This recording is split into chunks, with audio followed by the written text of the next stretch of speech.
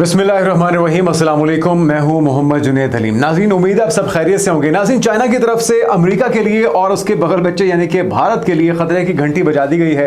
अपने 5th generation fighter jets की जो प्रोडक्शन है उसको बड़े पैमाने पे करने के लिए और तेज़ करने के लिए, फौरी डिलीवरीज के लिए उन्होंने एक बड़ी मेगा फैक्ट्री पे काम शुरू कर दिया है। और कब ये तैयारे जो हैं ये अपने जो डिलीवरीज हैं उसको यकीनी बना सकेंगे, ये तफसीलात आपके साथ शेयर करेंगे। उसके बाद फिर आपको बताएंगे कि पाकिस्तान ने अपने दिफा को, क्योंकि हम आपको पहले ही बता चुके हैं कि अब आने वाले दौर में जो जंगें हैं उन तमाम जंगों के अंदर ड्रोन्स का बहुत ही अहम किरदार होगा। हम हालिया दिनों में देख लें, यूक्रेन रशिया की वॉर हो, पाकिस्तान भारत की जंग हो, या फिर ईरान और इजराइल के दरमियान जो होने वाली जंग थी उसके अंदर भी ड्रोन्स का कलीदी किरदार रहा है। तो पाकिस्तान की तरफ से अपने दिफा को मजीद मौसर और अपने दुश्मन के लिए तबाहकुन करने के लिए कहां से कितने और कितने खसूसियात के हामिल ड्रोन्स हासिल किए जा रहे हैं, ये तफसीलात आपके साथ शेयर करेंगे। और फिर आपको बताएंगे कि भारतीय एयरफोर्स को किसी दुश्मन की ज़रूरत नहीं है, क्योंकि वो खुद अपने लिए काफ़ी हैं। कुछ लोकसभा और भारतीय पार्लियामान की तरफ से पिछले 40 साल का डाटा सामने आया है कि उनकी एयरफोर्स ने कितने लड़ाका तैयारे, कितने पायलट्स कहाँ कहाँ पे खोए हैं। ये हैरान कुन और चौंका देने वाली तफसीलात हम तक पहुँची हैं, जो कि हम आपके साथ कुछ ही देर में शेयर करने जा रहे हैं। और फिर आपको कुछ खित्ते के अंदर होने वाली अहम तब्दीलियों से मुतालिक बताएंगे। भारत की तरफ से अमेरिका की तरफ साथ जो एक तलखी चल रही है और बार बार मुंह की खाने के बाद अब वो मिन्नते तरले कर रहे हैं चाइना के, वो चाइना जिसके ऊपर वो इल्ज़ाम लगाते हैं कि पाकिस्तान की तरफ जो तमाम फैसिलिटेशन हुई है उसके अंदर चाइना का किरदार था। पाकिस्तान और जो भारत के अंदर जंग थी उसके अंदर यकीनी तौर पे पाकिस्तान ने एक्सपर्टीज़ का मुजाहरा किया, पाकिस्तान ने धूल चटाई और इस चीज़ की मुतरफ ना सिर्फ ख़ुद उनकी अपनी फ़ौज है बल्कि पूरी दुनिया इस चीज़ को मानने पे अब मजबूर हो चुकी है। लेकिन अब उसी चाइना के दर पे भीख मांगने के लिए कहिए कि इस वक्त पहुँच चुके हैं जयशंकर साहब। SCO समिट का अगला दौर जिसके अंदर पाकिस्तान की तरफ से भी नुमाइंदगी के लिए सागदार पहुँचे हैं। क्या खबरें निकल कर आ रही हैं, उधर मोहसिन नकवी भी पहुँचे हैं ईरान और ईरानी सदर के साथ उनकी मुलाकात हुई है। और साथ में जो खबरें आ रही थी कि सीज़ फायर होने जा रहा है, सीज़ फायर तो नहीं हुआ, नेतन्याहू के लिए अलबत्ता मुश्किलात बढ़ती हुई दिखाई दे रही हैं आने वाले दिनों में। तो ये सारी खबरें एक एक करके आपके साथ नाज़रीन शेयर करते हैं। पहली जो बड़ी खबर आई है वो डिफेंस इंडेक्स की तरफ से नाज़रीन सोशल मीडिया पे इस वक्त चर्चा हो रहा है कि जो 5th जनरेशन फाइटर जेट्स हैं उसको लेके भारत की नींदें हराम हो चुकी हैं। तो खबर ये है डिफेंस इंडेक्स की तरफ से ये दावा किया जा रहा है सामने कि चीन ने 5th जनरेशन के J-35 स्टेल्थ फाइटर की बड़े पैमाने पर प्रोडक्शन शुरू कर दी है और इस सिलसिले में एक मेगा फैक्ट्री भी कायम कर दी गई है। यानी कि काम और ऑर्डर इतना बड़ा है और उसको फौरी तौर पे डिलीवरीज को यकीनी बनाना है, उसके लिए एक अलग से बड़ी फैक्ट्री का उन्होंने इनकाद किया है, उसको बनाया है और उस पर प्रोडक्शन का आगाज़ भी कर दिया गया है। और ये खबर एक ऐसे मौके पर सामने आ रही है जिसमें चीन के 6th जनरेशन के 2 स्टेल्थ फाइटर J-36 और J-50 की टेस्ट फ्लाइट भी ऑलरेडी हो चुकी है और जल्द ही इनकी मास प्रोडक्शन की तरफ भी यकीनी बनाया जाएगा इस बात को कि इनकी बड़े पैमाने पे प्रोडक्शन को उस पे अमल दरामद को यकीनी बनाया जा सके। अब ज़रा J-35 की चंद खुसूसियात भी आपके साथ शेयर करते जाते हैं। वैसे तो अगर आप डिटेल में जानना चाहते हैं तो हमारे दीगर वीडियोस में इसका तस्करा है, कंपैरिजन भी मौजूद है। जाते जाते मुख्तसरन अगर आपको बताएं तो ये जेट स्टेल्थ एयर फ्रेम का हामिल है। बुनियादी तौर पर इसका जो फ्रेम है ये इसको ख़ास बनाता है दीगर तैयारों की निस्बत और इसे दुश्मन के रडार से पोशीदा रहने में मदद देता है, जिसकी वजह से इसे स्टेल्थ कहा जाता है। यानी कि रडार के ऊपर ये नजर नहीं आएगा और ये जो भी आपका टारगेट है वहां तक आसानी से पहुंचने की सलाहियत रखता है। जबकि ये 2 इंजन इसकी रफ्तार और मनोवरिंग सलाहियत को बढ़ा देते हैं, जबकि J-35 का जदीद सेंसर नेटवर्क दुश्मन की बर्तरी को खुलकर चैलेंज करता है। जबकि पायलट इंटरफेस इस तैयारे की सिचुएशन के हिसाब से कंट्रोल करने में इसका मुआविन होता है। और पाक चीन मुआहदे के तहत पाकिस्तान को 2025 से 26 के दरमियान में लगभग 35 से 40 जो फाइटर जेट्स हैं, स्टेल्थ फाइटर जेट्स हैं, ये डिलीवर कर रहे हैं। और यकीनी तौर पे ये एक भी प्रेशर मौजूद है जिसकी वजह से चाइना चाहता है कि डिलीवरीज को लेट ना होने दिया जाए, क्योंकि हमने हालिया जंग के अंदर जो कि इजराइल और ईरान के दरमियान थी, रशिया ने अपना वादा पूरा नहीं किया था। रशिया ने बर वक्त ईरान को फाइटर जेट्स फराहम नहीं किए थे, जिसकी वजह से वो अपनी एयरफोर्स के मामले में एक लैक रहा और वो खुल के उसका इस्तेमाल नहीं कर सके, बल्कि यूँ कहिए कि कर ही नहीं सके इस्तेमाल, तो गलत नहीं होगा। तो इस वजह से अब आपको पता है कि भारत तो यकीनी तौर पे कोई ना कोई मिस एडवेंचर करने के मूड में हर वक्त रहता है। लेकिन अपना उनका जो असलियत है, जो ग्राउंड पे उनकी कंडीशन है, जो उनकी मखदूश सूरत हाल है जिसको देख के तरस आता है, वो कुछ ही देर में आपके साथ शेयर करते हैं, इसलिए साथ ही जुड़े रहिएगा। अच्छा जी, अब अगर बात की जाए भारत की, तो खुद ही सोच लीजिए जिस पाकिस्तान ने उसे J-10C के साथ यानी कि थप्पड़ लगाए हैं, थप्पड़ रसीद किए हैं और उनके राफेल को नाखोशने चबवाए हैं, J-10C और PL-15 मिसाइल्स के जरिए हमने उनके राफेल्स को गिरा दिया है। तो जब पाकिस्तान के पास J-35 होगा तो फिर यकीनी तौर पे उनकी नींदें हराम होना तो बनता है, चाहे वो इंडियन एयरफोर्स हो या नरेंद्र मोदी हो, उनकी सरकार हो। अच्छा जी, बात यहीं पे रुकती नहीं है। ड्रोन्स के अंदर पाकिस्तान क्या करने जा रहा है? गिट्स की तरफ से डिलीवरी का सिस्टम जो है वो जारी है और पाक फिजाए को जदीद ड्रोन्स मिलना शुरू हो चुके हैं। PF से मंसूब सोशल मीडिया हैंडल के मुताबिक डिफेंस इंडस्ट्री गिट्स ने पाकिस्तान एयरफोर्स को सर्कश 1 नामी जदीद सुसाइड ड्रोन्स की फराहमी शुरू कर दी है।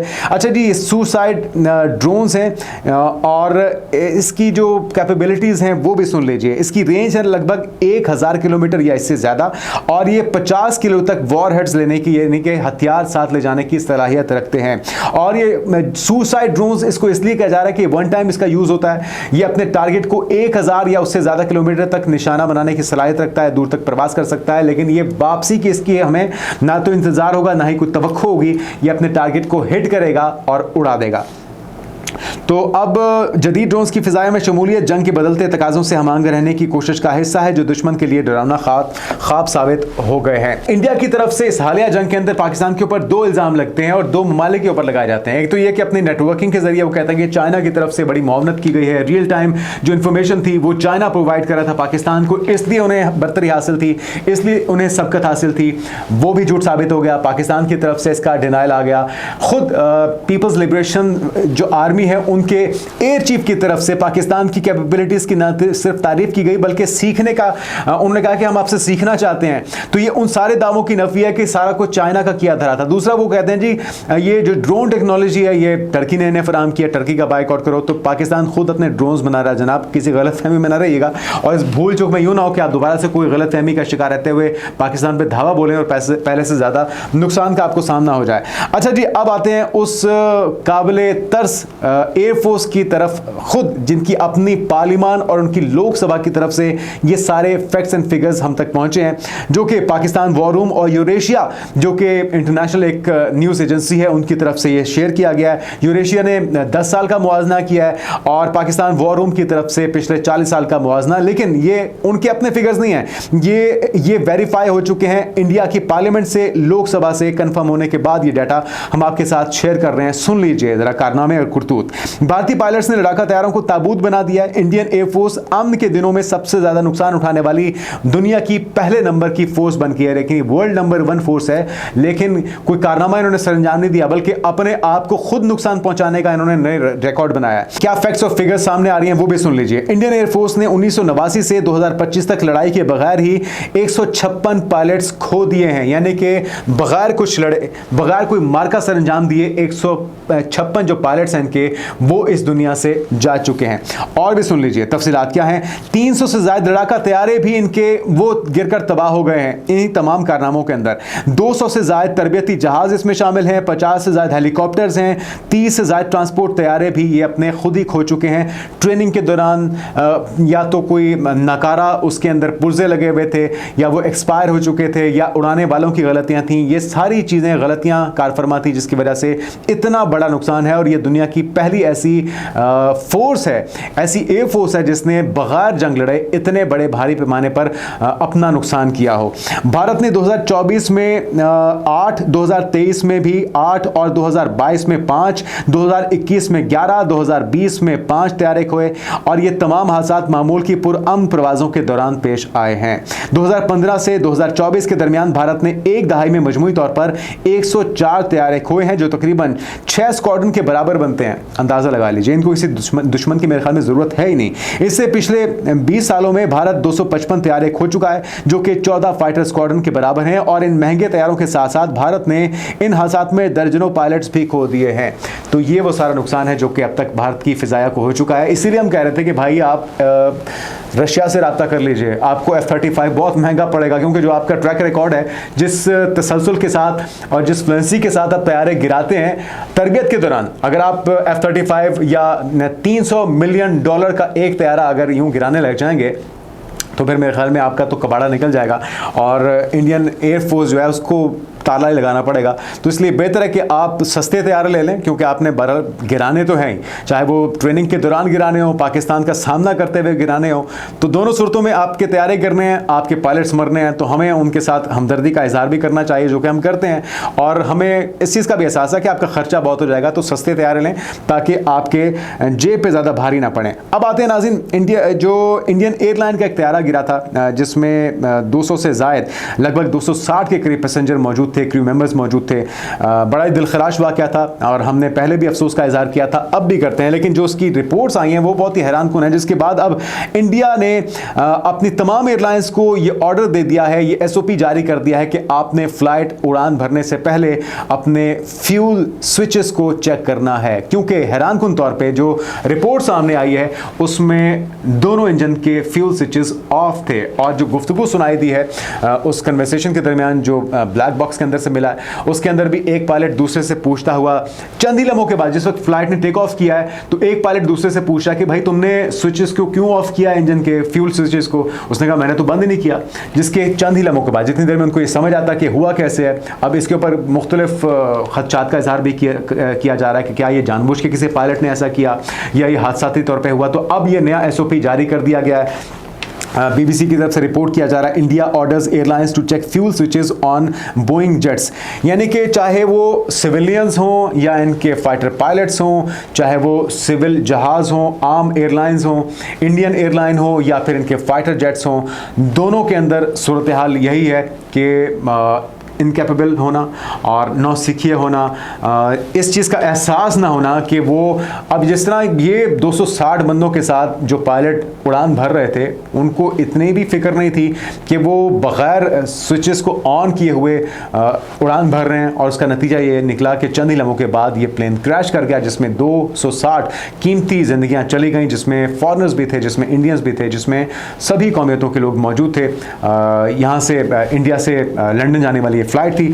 तो ये उसकी जो तफसीलात सामने आई हैं वो बहुत ही हैरानकुन है, जिसके बाद में नया SOP जारी कर दिया गया। ना दीगर खबरों की तरफ आते हैं और कुछ और तफसीलात अगर आपके साथ हम शेयर करें तो नेतन्याहू है उसकी तरफ से एक बार फिर से हटदर्मी का मुजाहरा किया गया है। सीज़ फायर होने का इम्कान मौजूद था, क्योंकि डोनाल्ड ट्रंप चाहते हैं कि अमन का नोबेल इनाम उन्हें मिल सके, लेकिन सुपर पावर का सदर होने के बावजूद नेतन्याहू को सीज़ फायर के लिए काबू नहीं कर सके या कायल नहीं कर सके।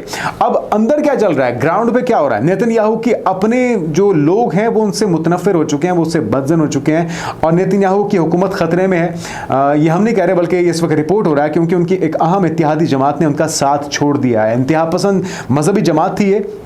खबर क्या है वो भी सुन लीजिए। इस्राईली वज़ीर-ए-आज़म नेतन्याहू की हुकूमत इस वक्त संगीन सियासी बहरान का शिकार हो गई है, जब उनकी अहम इत्तेहादी जमात यूनाइटेड तोराह जुडाइज़म UTJ ने हुकूमत से अलहदगी इख्तियार कर ली है। और मीडिया रिपोर्ट्स के मुताबिक ये कहा जा रहा है कि जी ये अलहदगी मजहबी तलबा को फ़ौजी सर्विस से मुस्तस्ना करार देने के बिल पर इख्तलाफ की वजह से हुई है और अल्ट्रा ऑर्थोडॉक्स जमातें तवील अरसे से इस कानून की मंजूरी की मुंतज़िर थीं, लेकिन ये बिल मंजूर ना होने की वजह से और उन्हें शामिल ना करने की वजह से एक बड़ी और एक इंतहा पसंद मजहबी जमात की तरफ से, जो कि उनकी इत्तेहादी भी थी, अलहदगी इख्तियार कर ली गई है।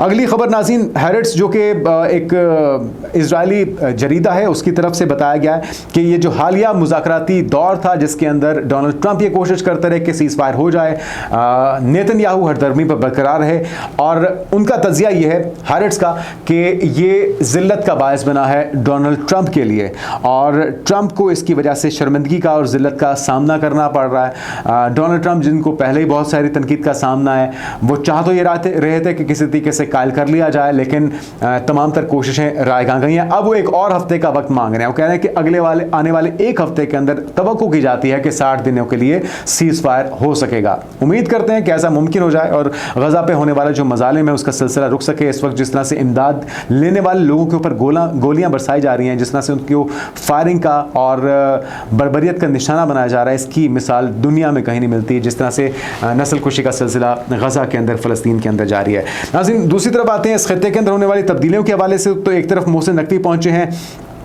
ईरानी सदर से उनकी मुलाकात हुई है, पाकिस्तान का शुक्रिया अदा किया गया था उनकी पार्लियामान की तरफ से भी पहले भी, और जो ईरानी सदर हैं महमूद पेज़ेश्कियान, उनकी तरफ से जिन ख्यालात का इजहार किया गया है वो भी काबिल ज़िक्र है। वो कहते हैं कि पाकिस्तान ने जंग में जिस तरह साथ दिया है वो कभी भूल नहीं सकते। तो पाकिस्तान और ईरान के दरमियान जो एक बरादराना ताल्लुक़ है वो नई बुलंदियों को छू रहा है, ख़ास तौर पर इस हालिया कशीदगी के बाद जिस तरह से पाकिस्तान ने खुल के ईरान का साथ दिया है। दूसरी तरफ इसहाक डार पहुंचे हुए नाज़रीन, चाइना में एससीओ समिट का अगला दौर है और यकीनी तौर पे साजगार रहेगा। पाकिस्तान अपने ब्रदर जो मुल्क है चाइना, उसके साथ अपने ताल्लुकात को मज़ीद मुस्तहकम करेगा। और साथ में जो खबर निकल कर आई है, जयशंकर भी वहाँ पर पहुँचे हुए हैं। ये वही जयशंकर हैं जो कि पाकिस्तान और भारत के दरमियान जो होने वाली जंग थी उसके अंदर चाइना के ऊपर खुलेआम तनकीद कर रहे थे, उसको इल्ज़ामात का निशाना बना रहे थे और ये इल्ज़ाम लगा रहे थे कि जी सारी जो फैसिलिटेशन है वो चाइना ने की है। अब रेयर अर्थ मिनरल्स के ना मिलने के बायस मिन्नतें तरलों पर आ गए हैं। एक तरफ से तो लाल झंडी करवाई गई है डोनाल्ड ट्रंप की तरफ से, मुसलसल वो नरेंद्र मोदी को शर्मिंदगी का सामना करवा रहे हैं अपने इस बयान से कि सीज़ फायर में उनका किरदार था जिसको मानने के लिए वो तैयार नहीं है। कश्मीर के मुद्दे के ऊपर उन्होंने मसालत का किरदार अदा करने की यकीन दहानी कराई है और अब जयशंकर एक बार फिर से वहां पर पहुंच चुके हैं मिन्नतें तरलों के लिए, ताकि किसी तरीके से चाइना को कायल किया जा सके। और अगर टैरिफ के मामले में अमेरिका के साथ बात नहीं बनती तो दूसरी ऑप्शन चाइना की सूरत में उनके पास होनी चाहिए। Avoiding trade curbs vital for normalization of ties, India tells China. अब खबर क्या आई है, तिजारती पाबंदियों से गुरेज ताल्लुकात की बहाली के लिए ज़रूरी है। भारत ने चीन की मिन्नतें तरले शुरू कर दी हैं। भारत ने चीन से दरख्वास्त की है कि सरहदी कशीदगी का हल निकाला जाए और यह कि बाहमी ताउन बढ़ाने के लिए तिजारती पाबंदियों से गुरेज किया जाए। ये बातें भारतीय वज़ीर ख़ारजा जयशंकर ने पीर को बीजिंग में अपने चीनी हमसब वांग ई से मुलाकात में कही, जिसका कॉन्टेक्स्ट ये है कि चीन ने हाल ही में भारत को क्रूशल और अहम टेक्नोलॉजी समेत रेयर अर्थ मिनरल्स की एक्सपोर्ट पर पाबंदी लगा दी थी, जिसके बरकरार रहने से नई दिल्ली का काफ़ी नुकसान हो सकता है। तो अब वो किसी तरीके से कायल करना चाह रहे हैं मिन्नत समाजत के जरिए कि भाई खुदारा उधर से अमेरिका ने हमारे लिए दरवाजे बंद कर दिए हैं, इधर से आपने भी मिनरल्स की फराहमी हमारे साथ वो बंद कर दी है। तो नाज़रीन, एससीओ समिट के मौके पे अब कोशिश की जा रही है किसी तरीके से चाइना को कायल किया जा सके। आने वाले दिनों की अपडेट से आपको आगाह करते रहेंगे। अब तक के लिए इतना ही, इजाज़त दीजिए, अल्लाह हाफ़िज़।